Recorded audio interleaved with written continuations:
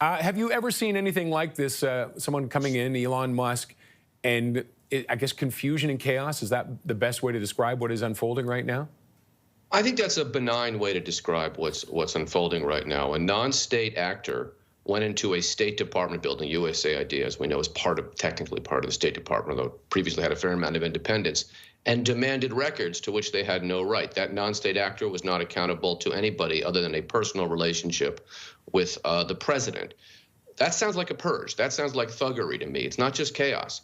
And those records are very sensitive. They could have just kind of personal information on USAID contractors and employees. Frankly, I've been a USAID contractor, so those records would include every consulting project I've had for the last, I don't know, 15 years, what my daily fee was, who I worked for, what the final report said. But more significantly here, data on people overseas who are funded by USAID, who are writing reports, who are doing very important work, and who a lot of people who aren't friendly to the United States would love to have that information. So this is quite serious. Has he not had any vetting, though, by any of the departments involved? Elon Musk? Yeah. Oh, he's been vetted by Donald Trump because he gave him a lot of money and helped him become president. I mean, let's be honest here.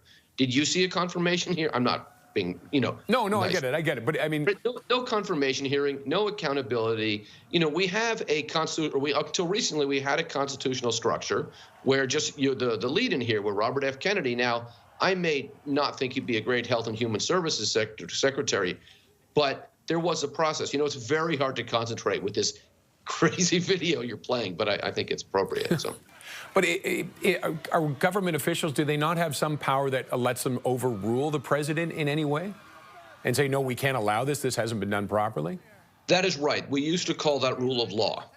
And until very recently, that is exactly what you would say. The idea that somebody with no reason, no right to be in there other than the president's nod, is just going in there and seizing records or just making statements that pass for government policy.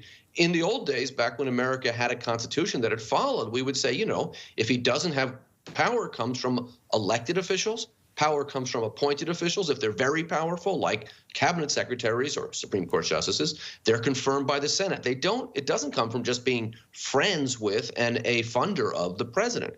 But that's Elon Musk's source of power. This is completely outside of the Constitution, completely outside of the rule of law. And given that USAID, in my view, and I've written books about this, has done, I think, very impressive work in supporting rule of law and helping countries develop constitutions, it's appropriate that Elon Musk, and Trump, who seem not to be comfortable with their own constitution, would attack USAID.